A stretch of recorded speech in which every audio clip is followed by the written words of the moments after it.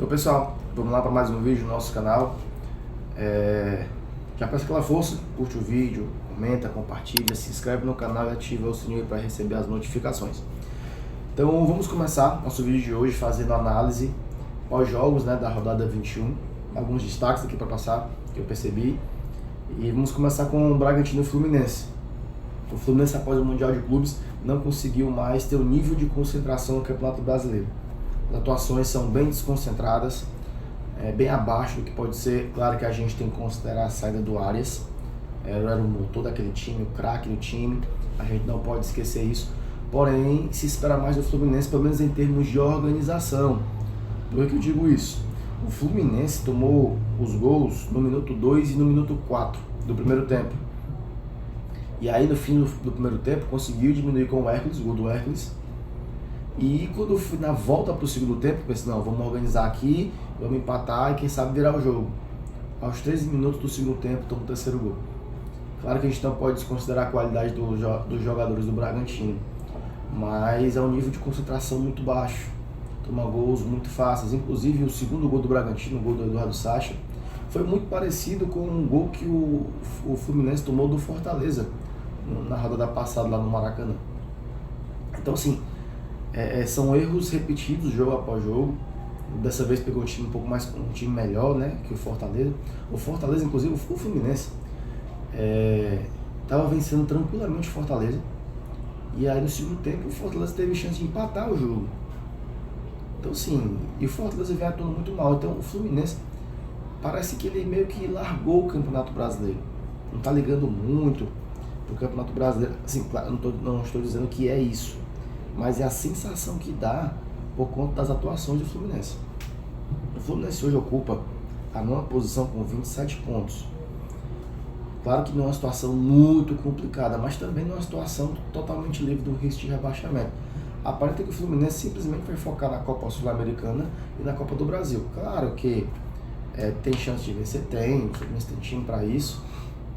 Acredito que nesse tipo de campeonato o Fluminense é a praia do Fluminense, o Fluminense tem um nível de concentração maior, mas também é um campeonato que não te garante nada. Tu pode pegar um time muito mais fraco e perder mesmo assim, numa situação de jogo, enfim, é totalmente diferente no campeonato de pontos corridos. Então acho que o Fluminense deveria se preocupar em ter uma colocação melhor no Campeonato Brasileiro, até porque tem um turno inteiro pela frente e é muito mais seguro garantir uma vaga na Libertadores, nem que seja na pré-Libertadores via Campeonato Brasileiro, do que simplesmente arriscar tudo na Copa do Brasil ou na Copa Sul-Americana.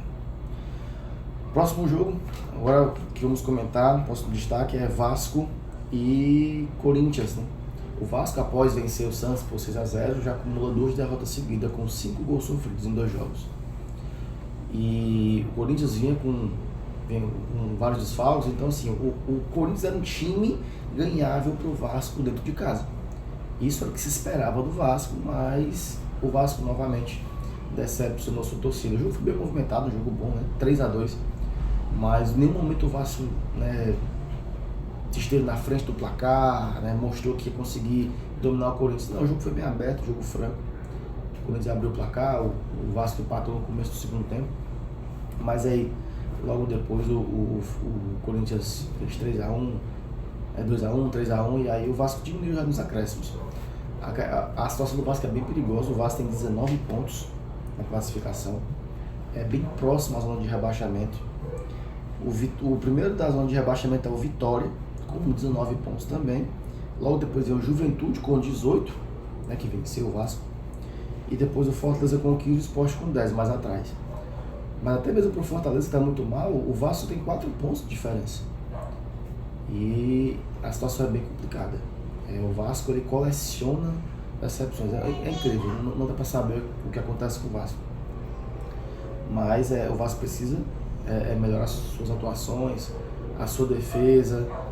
Esqueci aquele jogo do 6-0, aquilo ali foi eu vou dizer um acidente, porque parece que está desmerecendo o Vasco, mas não é isso. É porque realmente foi algo muito fora da curva e aquilo ali não é o padrão do Vasco. A torcida tem que entender isso também, não vai cobrar também de novo dos jogadores para repetir aquilo ali, não é padrão, foi um jogo atípico, não vai acontecer de novo, muito provavelmente.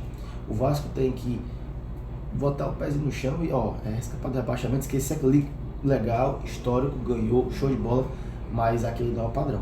A história é outra, a realidade é outra, e se preocupar em vencer especialmente aqueles times de confronto direto. Próximo destaque, Fortaleza e Mirassol. O Mirassol venceu o jogo por 1-0.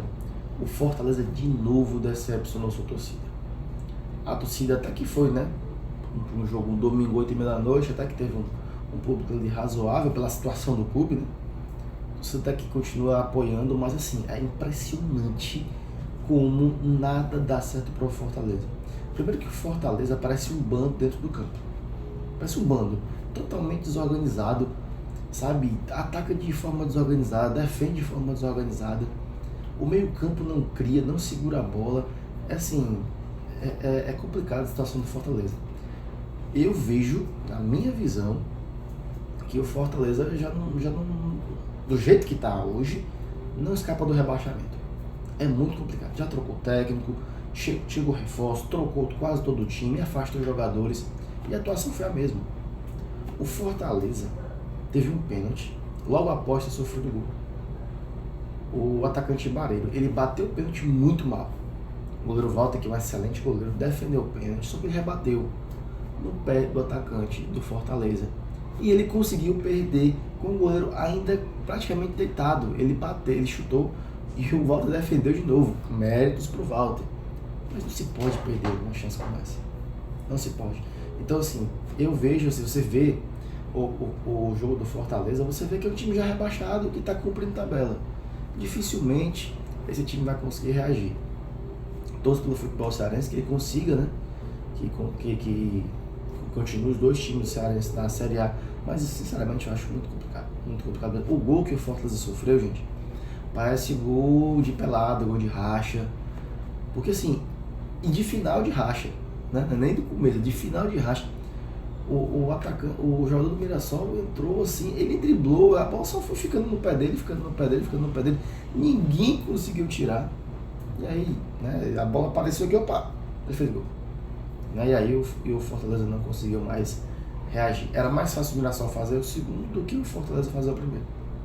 Essa foi a tônica do jogo. Destaque também para Grêmio e Ceará, 0-0. O Ceará conseguiu um bom resultado fora de casa. Mais do mesmo, né? O Ceará, como falei anteriormente, só não tomou menos gols que os times do G6 antes dessa rodada. O jogo foi bem aberto, qualquer um dos times podia ter vencido, mas assim, o Grêmio, além de ter colocado a bola na trave, chegado com perigo algumas vezes, o Ceará não correu muito risco assim, de sofrer um gol. Não, o Grêmio está dominando o jogo. Não, o Ceará ali jogou de igual para igual, podia ter vencido o jogo, talvez um pouquinho mais de capricho nas finalizações, o time cearense tinha conseguido sair com a vitória, mas também não é um resultado ruim.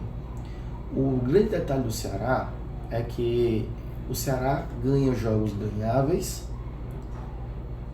ele perde alguns jogos que realmente seriam perdíveis, e os jogos perdíveis, ele consegue um empate ali, né? Ou se perde, entrega caro a derrota.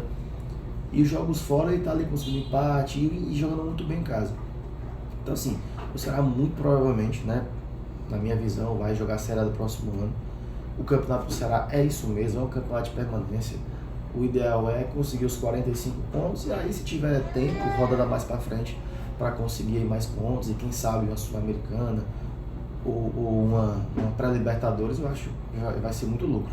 Então o Ceará, apesar do Ceará não ter um time assim no papel tão galáctico, tão forte, é um time muito bem organizado, sabe o que vai fazer dentro de campo, não tenta surfar na onda que não é a dele, faz o seu feijãozinho com arroz ali, vai pontuando, tá ali ficando tranquilo, na frente inclusive de muitos times que têm jogadores melhores e orçamento melhor. Próximo destaque dessa rodada fica por Juventude e Botafogo. O Juventude, né, não perdia para o Botafogo lá no Alfredo Jaconi há 29 anos, lá em Caxias do Sul. E o Botafogo conseguiu quebrar esse tabu. O Botafogo foi lá, ganhou o jogo assim. Não foi um jogo fácil, né, para o Botafogo teve lá um pouco de dificuldade.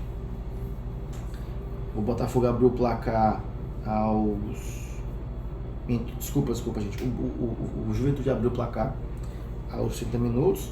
Logo aos 39 o Alex Telles empatou. E no segundo tempo o Botafogo virou o jogo, né? Mas o gol foi aos 38 minutos do segundo tempo. Como é que não foi, que esse jogo não foi difícil? Não foi difícil no sentido de que o Botafogo não foi assim tão ameaçado. O Botafogo teve muito mais chance de fazer o gol mais cedo do que o Juventude de passar à frente no placar. E destaque também para o Cris Ramos, atacante, né, espanhol, emprestado pelo Cádiz, que estreou com 2 gols. Um aos 38, finalização de fora da área, e o outro gol aos 92 minutos, né, 90 mais 2 ali, nos acréscimos 47 do segundo tempo. Recebeu com muita tranquilidade dentro da área, no contra-ataque, e fez o gol. Parabéns aí ao Botafogo pela vitória. Próximo destaque, São Paulo Atlético Mineiro. São Paulo aí vem embalado pela classificação da Libertadores. Esse jogo, até certo ponto, tranquilo, né? Não teve muitos ameaças ao Atlético Mineiro. O São Paulo, vejo que o São Paulo também já entendeu qual é o seu campeonato. Não vai disputar o título. Duvido muito que o São Paulo vá assustar seu torcedor com relação a rebaixamento. O São Paulo hoje está bem longe da zona de rebaixamento. O São Paulo hoje está na 7ª posição com 32 pontos. São 13 pontos na frente do primeiro time que está na zona de rebaixamento, que é o Vitória. Então, assim, ao contrário de outros anos, o São Paulo não vai assustar seu torcedor com questão de rebaixamento. Está muito tranquilo. Creio eu que o São Paulo possa até chegar mais acima da tabela, tem 32 pontos. O primeiro do G4, que é o Bahia, tem 36. Então, é totalmente tranquilo e possível o São Paulo chegar lá. São Paulo também está focado na Libertadores. O que o São Paulo não pode fazer é apostar todas as fichas na Libertadores. Na minha visão, o São Paulo tem que focar também no Campeonato Brasileiro, até porque só tem essas 2 frentes. Então, o São Paulo tem que fazer uma gordurinha no Campeonato Brasileiro, na minha visão, para depois aí pensar em Libertadores. Lembrando que, mesmo que o São Paulo não seja o favorito da Libertadores, a Copa Libertadores é uma Copa, é um mata-mata, é possível passar por times mais fortes, né? De forma organizada, é um jogo ali de 180 minutos, com exceção da final. Então, assim, o São Paulo, acho que o São Paulo começa a ter um pouco mais de felicidade, de esperança com relação ao seu time. Próximo destaque, agora fica por Palmeiras Sport. O Palmeiras, gente, é aquele time, como fala aqui, né? Aquele time enjoado, que por mais que não jogue tão bem, vence. Só que não foi o caso dessa vez. O Palmeiras jogou muito bem contra o lanterna do campeonato, que é o Sport. Ninguém duvidava da vitória. E o destaque positivo, tem alguns destaques positivos do Palmeiras, né? E o destaque positivo é justamente da dupla Flaco Lopes e Vitor Roque.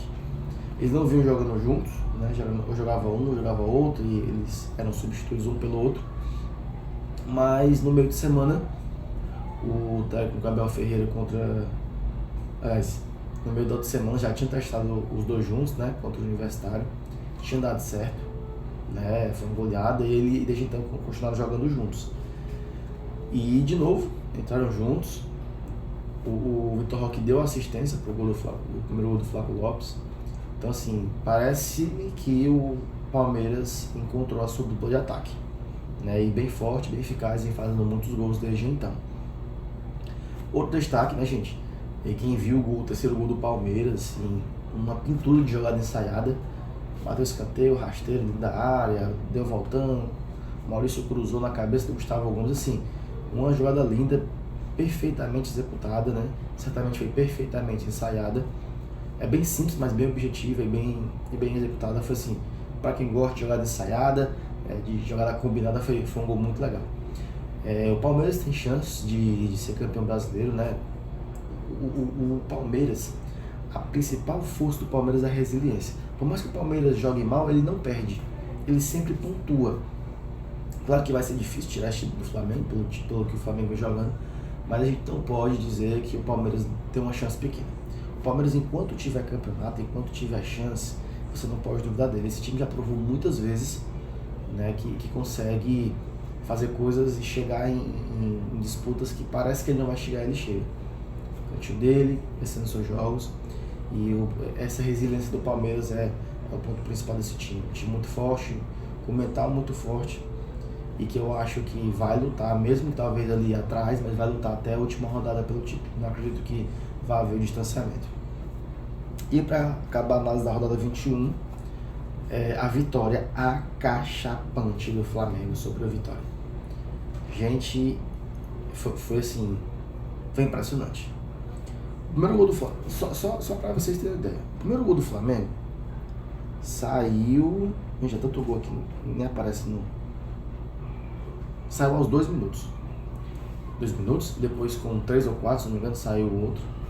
Se eu não me engano, o gol do Arrascaeta foi aos 27 minutos do primeiro tempo. No segundo tempo, o Flamengo fez gol com 3 minutos. Não, desculpa, 2 minutos. Depois fez o gol. Não dá pra ver aqui, gente. É impressionante. Foram muitos gols. Nem aparece aqui, não dá pra ver. Mas enfim, o detalhe é que com 14 minutos do segundo tempo, o Flamengo, o primeiro tempo acabou com 3-0.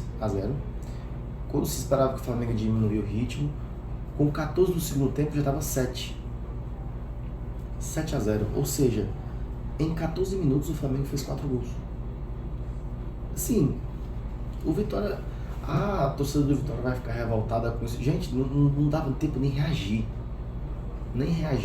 E destaque, assim, o terceiro gol do Flamengo foi um negócio assim de louco, né? O chamado gol de videogame. Toca na bola muito fácil e terminou com a finalização do Arrascaeta. E também destaque pro Pedro. Fez 3 gols e o último gol do Pedro, uma coisa linda, deu um elástico dentro da área e deu só uma cavadinha para encobrir o goleiro. Então, assim, outro detalhe importante que eu achei muito interessante nesse jogo é que em nenhum momento o Flamengo deixou o jogo de lado. O Flamengo levou o jogo a sério do primeiro ao último minuto. Nada de balanzinho, nada de driblezinho. Todo mundo de forma objetiva, indo pra cima, querendo fazer mais gols. E eu acho que é isso que a torcida do Flamengo quer do seu time. Eu acho que é por aí mesmo, não importa quanto é que tá, vai continuar fazendo gols. No finalzinho o Bruno Henrique ainda conseguiu fazer um gol de pênalti, né? Entrou, teve um pênalti. O Bruno Henrique foi lá e converteu. Destaque aí pro Samuel Lino, que fez 2 gols e fez seus primeiros gols também com a camisa do Flamengo. Então, gente, eu achei assim algo impressionante. O Flamengo é o grande favorito ao título do Campeonato Brasileiro.